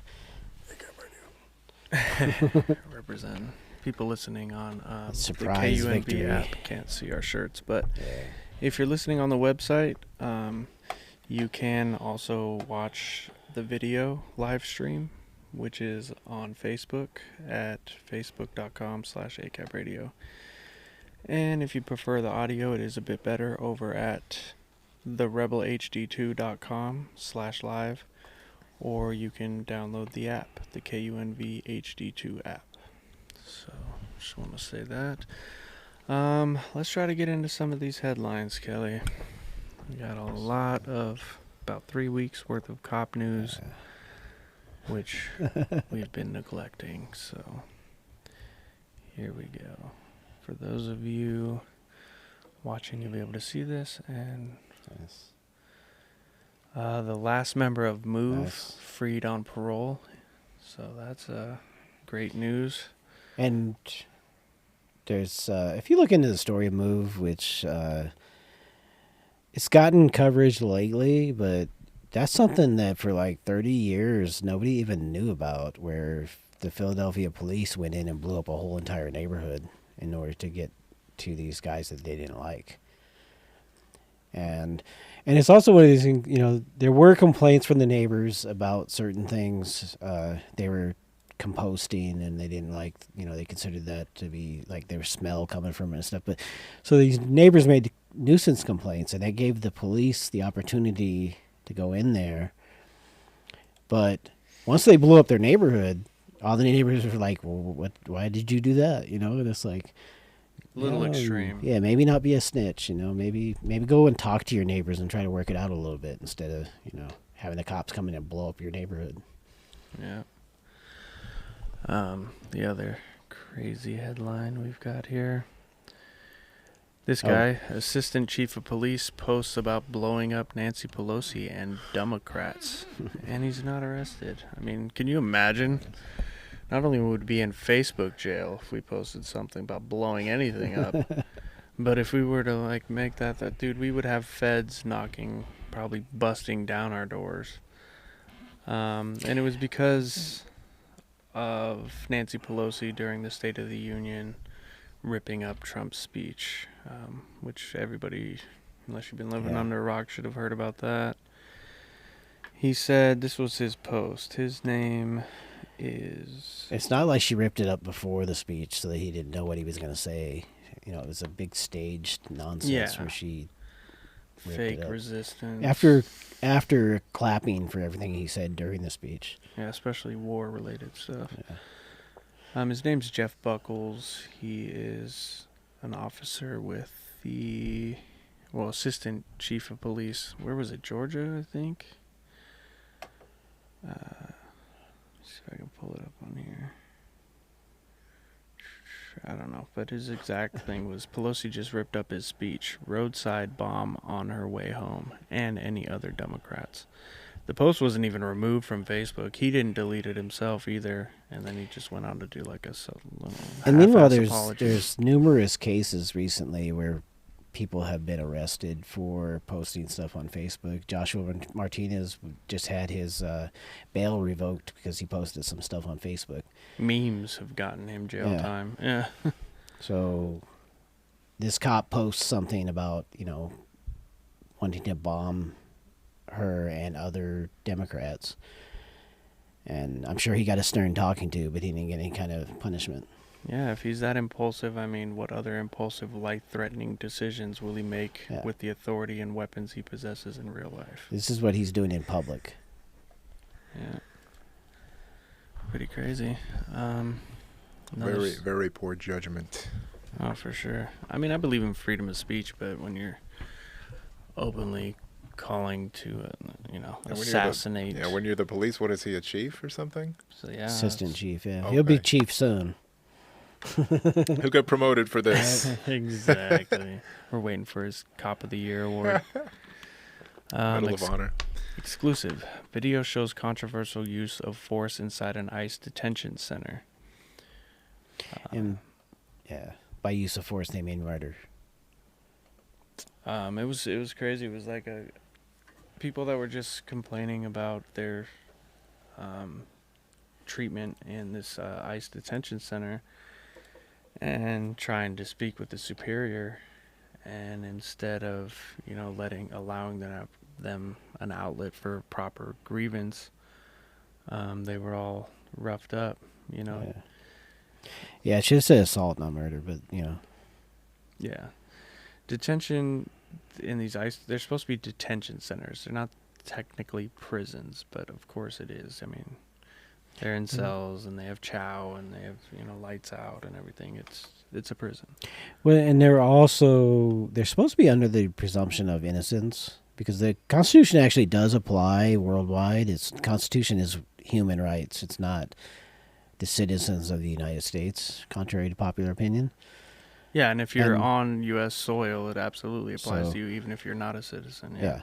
And the other thing is, cops are not supposed to be meting out punishment. They're supposed to be presenting somebody in front of a judge and having a judge or a jury decide what the punishment is. Yeah. So their complaints were that guards were discriminating against them. They lacked access to clean water. The bonds for their immigration cases were too expensive, and they were receiving information only in English. When detention officers ordered them to return to their beds for a routine population count, so they had to go to their bunks for count. That's what happens in prison. The 8 men refused to move from the tables in the facility day room until they could speak to a supervisor or an official with ICE. They have surveillance footage of what happened. We won't play it, but we'll post a link to the article in the original live stream on ACAB Radio Facebook page if you want to learn more about this. But of course, authorities have their own narrative, their own lies, where they say that they were inciting a rebellion and assaulting staff, which, video evidence clearly indicated that was a lie. Let's try to breeze through these. Next story here. ICE using location data from games and apps to track and arrest immigrants. Yeah, so when you go on that webpage and it says yada yada wants to use your location data for, improving your experience or whatever the nonsense is that they say on there. They're actually trying to, that. they're actually trying to improve ICE's experience. It's just sad. That's like next level Big Brother. We talked about this here. Albies. This was just insane. Cop plants knee on homeless man, punching him repeatedly, yelling turnover. Newsflash, when you have all your weight on somebody and they're on the ground on their back, they can't turn over when your knee's on their chest and you're punching them in the face. Yeah. It was kind of like when that cop, I think it was a marshal, but he was like, after I mentioned that they slammed my head into the ground, he was like, oh, you mean when they were helping you to the ground? Yeah. I didn't need your help to the ground. Yeah. I mean, gravity will do I was that. already on the ground, by the way, but, Gravity kind of keeps me confined there. They were helping you, Kelly. Yeah. Thanks for the help, Right. And then they helped me to the ground twice, because after they picked me up about 3 feet off the ground, like 2 or 3 feet, I think it was about 2 feet actually, but, then they helped me by letting go of me. Yeah, They were letting you go. If you love someone, you have to let them go. Right. Yeah, I'm sure it was out of love. I could feel their love Dropped right on now, your face. still, like 3 weeks later. In your ribs. Yeah. That's how you know it's true love. Yeah, so we'll post that link because the video is just, it's disgusting. I want to say, was it Kentucky or Tennessee? I don't know. Let me see.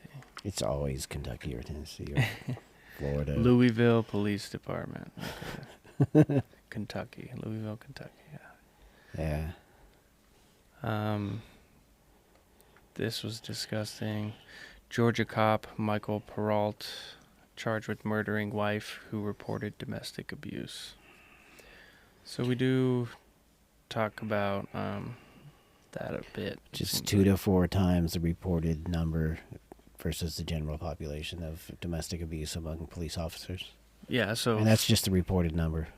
And it's underreported for reasons like this. Guess who they're reporting to. Yeah, the wives are fearful that they'll either be killed or retaliated against, not only against their abuser, who is an officer, but they might get killed. They might get killed. They might be targeted by their fellow officers. Officers know where abuse shelters are located. You know what I mean? They can find them there. And there was the cop here. It was that one cop that was actually on the inside Mandalay Bay during the shooting, who later got arrested for molesting his stepdaughter, who was calling his friends within the police department to track her down to try to discourage her from they used the him. database to look her up and intimidate her. I remember that. So is it really that far off if they're doing things that serious that, to think that they would alter dash cam footage or audio? RCMPD are raiding Wet'suwet'en land defenders camps. Been following that closely, what's going on up in so-called Canada. Yeah. But yeah, police protecting pipelines. That's what they do. They protect property, not you. That's who they protect and serve. Mm-hmm. Homeless sue Sacramento police over removal of porta potties at downtown campsite. So, and that's also one of the things, one of the big complaints that they use and one of the justifications they use for cracking down on homeless here and criminalizing homeless here is homeless people going to the bathroom in public. But they lock the bathrooms in the parks. And we've had where private citizens have went out and bought public toilets to be used at homeless campsites, and the police will remove them because they're not authorized.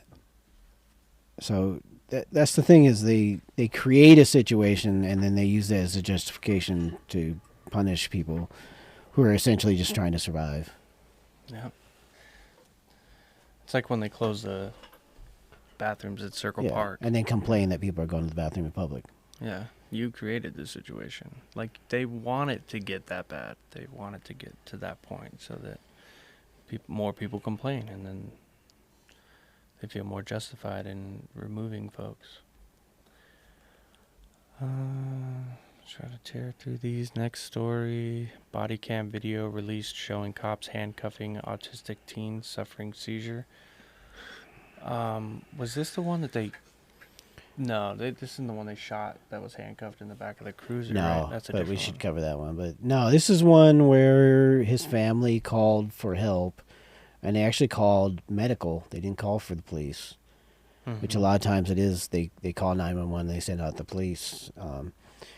And he was having a seizure, and they came up, and because he wouldn't comply during his seizure, they felt like they had to beat him up. Yeah. And arrest him. Horrifying video shows cops surrounding sleeping pregnant mother and executor. That's the freethoughtproject.com. You can find that story if you want to look it up. It's just story after story. No jail for cop guilty of responding to domestic violence call by raping the victim. So woman calls saying, this guy's beating on me, and cop shows up and rapes her. That's from the Activist Post. But I think it's originally from the Free Thought Project. So you can find all these over there. Cop arrested for pulling woman over, raping her, and deliberately infecting her with HIV. So this cop had AIDS or HIV, raped the woman he pulled over, and infected her. And it's not the only woman. There's other women involved. And what did they charge him with? Let me see here. Because I know that if you've been diagnosed with HIV and you knowingly infect somebody, they charge you with felony, murder. I think. So they charge you with murder. So this because is you're Fairmount, intentionally killing somebody. Fairmount Heights, Maryland. I'm sure he got some kind of, cakewalk deal, and they'll probably plea bargain it down to, a parking ticket or something.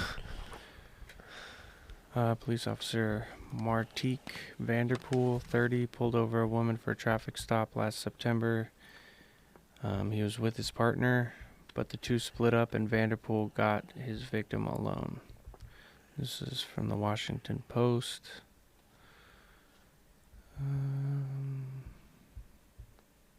He demanded the victim engage in a sex act or be arrested, so the victim complied. After raping her under duress, he still issued his victim several citations, then drove her to the impound lot and had her car released back to her. Wow, still with the citations after that. It's a little much. Yeah, so apparently they have a specific charge based on attempting to transfer HIV is apparently a specific charge, but like I said, there's people who have done that in the past and they got charged with like manslaughter or murder. Because here's his charges knowingly... here.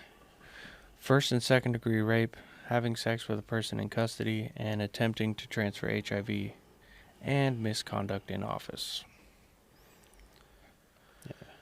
And that'll be, plea bargaining down to jaywalking. Cops shoot 3-year-old girl in the back while raiding her home to arrest her brother for drugs. So, end the drug war. There's just too much blowback and unintended casualties of the drug war. Thankfully, the 3-year-old didn't die, but I know somebody's dying if they come in. Well, the drug war is a perfect example of how they try to address an issue by making it worse, which is similar to what they're doing with these homeless ordinances. Mm-hmm. Former Texas cop convicted of rape gets 10 years probation, so not even a day in jail. Convicted of rape, 10 years probation. Stay out of trouble.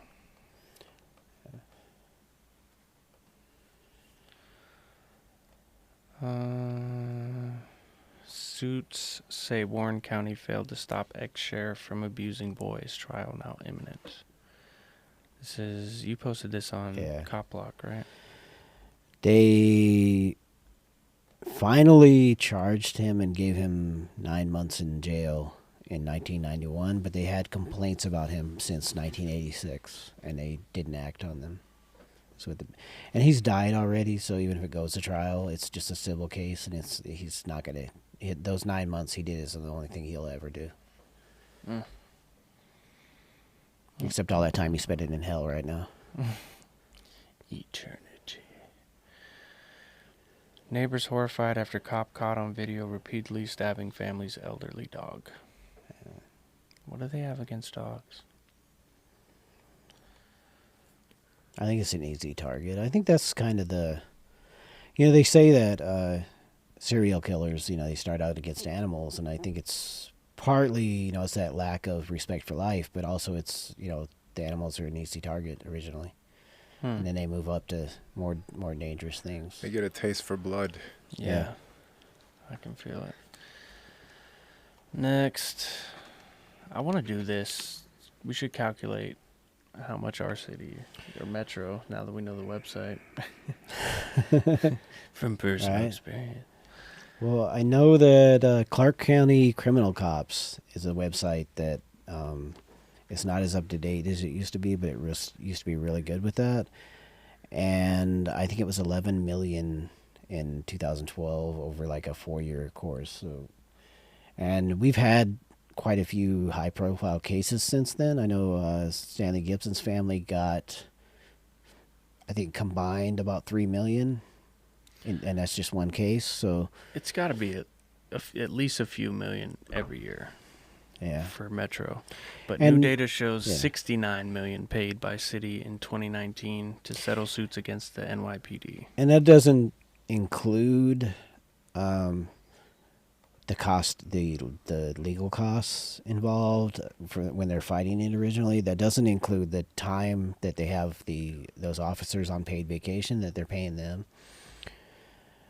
So, and, when you look at the cops talk about, their budget shortfalls and why they have to hire more cops because they don't have, enough cops. How many cops are sitting at home being investigated, getting paid? Mm-hmm. Not only should, if they got rid of that cop, they'd have room for another cop, but on top of that, they'd have the money that the cop's making to pay another cop. Yeah, and they're always asking for more funding. It's like, well, if you weren't abusing citizens, you'd have a lot, millions more in your coffers. Yeah. This story here, look at this lying sack of... Philly cop charged after video reveals he wasn't assaulted. He just tripped and fell. Let's see. And now they're charging the cement. Is there more to that story? That's a good one. Yeah, let's dive deeper, shall we? I need to see the video of this.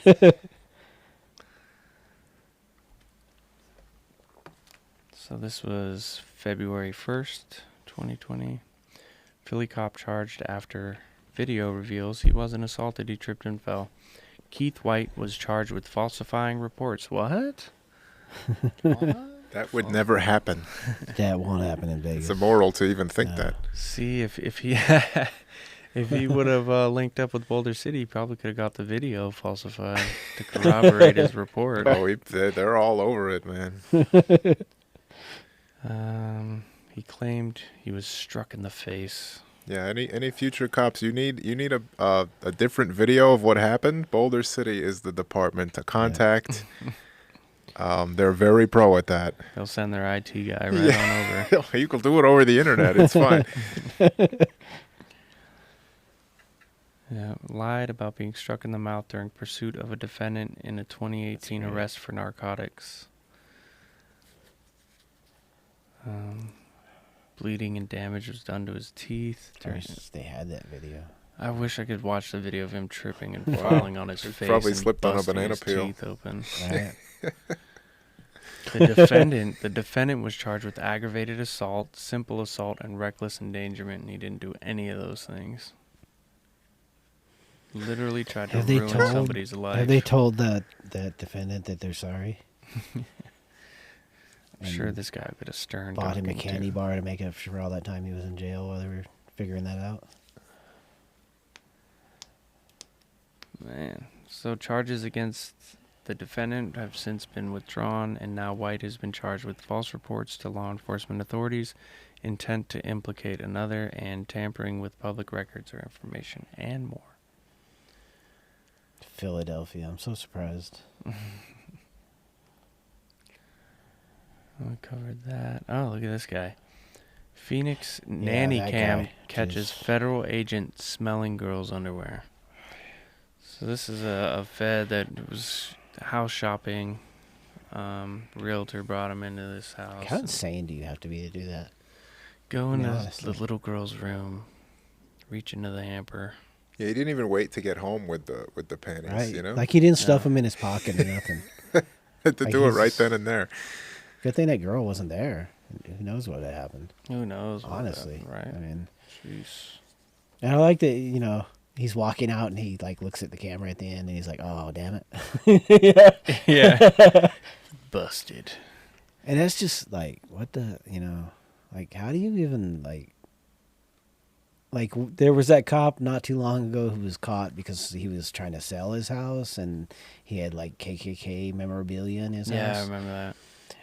And then this cop is trying to buy a house. It's like cops should stay away from houses.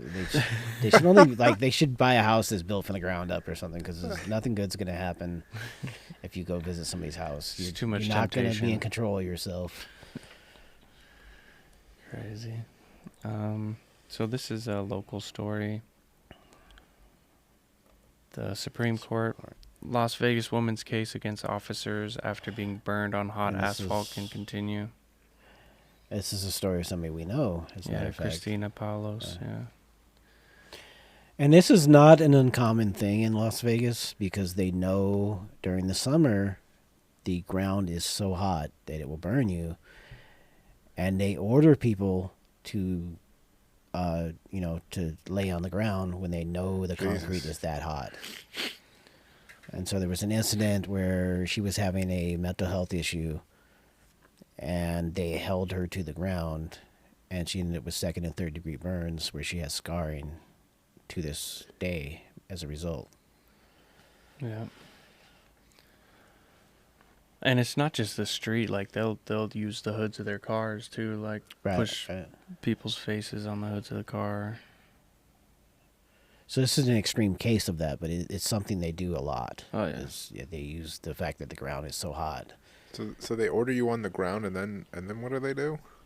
Well, this guy jumped on top of her. In this case, they held her to the ground. Okay. But, oh my God. Yeah, they'll tell people, to lay on the ground when they know. And then it's like you're resisting arrest. 10 because degrees out, so the concrete is 200 degrees. Oh my God! All right. Yeah, and it's just a way of it's just their way of punishing you. The thing is, judicially. The thing is, they have already ruled that the officers aren't going to get in trouble. Like they have whatever it is, qualified immunity. Which is why cops keep doing stuff because they know they're not going to be punished regardless. Right. Because there is no clearly established right against being restrained on hot asphalt. Against being maimed and painfully burned. Yeah, I don't think there's any statute against that. No. It's not mentioned in the law. Constitution. Yes. It's not specifically mentioned. Because everything that's legal or everything that's a right has to be specifically mentioned in the Constitution. I don't remember the cruel and unusual punishments. I don't remember what amendment. I don't think it was in there. I believe that's the 5th. Okay. But yeah. Wow. I'm thinking that would cover it, but I'm not on that fancy Supreme Court. Well, and we should cover that case where they turn the lights out on us, but we should cover that case where they shot a guy who was in handcuffs in the back seat of a car. Huh. Yeah, so you can't see us, but this is what happens at 10 o'clock. They turn the lights off. We're still here, though. We're still here. Let me find that story Kelly's talking about. Charges cleared against officer who killed unarmed black man in Vallejo. Vallejo's really bad, too, nowadays. Officer who shot 14-year-old in the back won't face criminal charges. Former Harris County Constable. It's just Captain bad that accused we of have to having sex with search that 5-year-old. far to find. these cases. Local story: Las Vegas police officer arrested for sex with minors. Police officer's wife sentenced to prison for severely underweight dog. Father-son duo of Tennessee deputies beat handcuffed people and bragged about it. 30 Georgia State troopers fired, including 3 from Grovetown for cheating on their tests. Cleveland cop who urinated on girl as she waited for bus gets 4.5 years in prison. Not enough. Not enough. Definitely not enough. Right here. Handcuffed suspect with arms behind his back killed in police cruiser. And this is the third case I've heard of. This is the first time they've actually prosecuted somebody. Before they tried to say they committed suicide, but this guy didn't know enough to claim it was suicide, apparently. Yeah, this is Maryland. A guy's in the backseat of a car, handcuffed, and the cop shot him. It's pretty hard to say that's suicide, I would think. You would think so, but they've gotten away with it twice Okay. that I'm aware of. Yeah. When the officers located the driver, they smelled PCP. Like, bro, smelled. You don't smell PCP, Drug bro. sniffing officers. No, you don't smell PCP. Come on, man. 2 independent witnesses told police they saw or heard a struggle and heard loud bangs coming from the cruiser. Shooting wasn't caught on body camera video. Oh, imagine that. Shocker. Looking for surveillance cameras in the area that may have recorded it. But like you said, if you don't get there on time, you know. Exactly. Yeah. It's wiped. Officer placed on paid administrative leave. Yeah. So they're leaving room open to let the guy off, you know. No video and... All right, we're broadcasting from the dark. We're going to play you out with this song from back when we had Sobolo and Philip Lerma on the show. So let me crank it up. The suspect was buckled into the police cruiser's front passenger seat, and the officer got... That's not it. It's this one. Thank you all for tuning in. John Hunt, thank you for coming on. Oh, thank you for having me. Again, check out his YouTube channel for more videos about his story. Also, subscribe to our YouTube channel, ACAB Radio and NV Cop Block. Thank you all for tuning in. We'll catch you next week.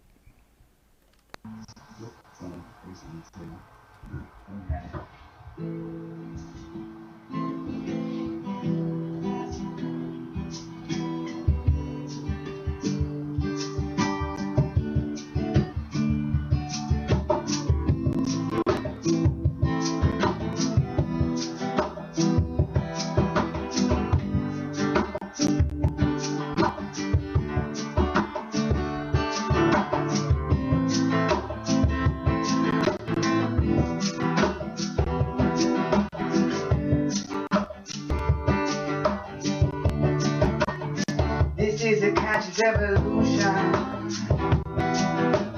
happening as we stand, feeling environment, whoa, oh yeah, doing what we can, 'cause I am you, and you are me, we can solve all of these mysteries, 'cause I am you, and you are me, we can solve all of these mysteries, yeah. We can solve all of these mysteries.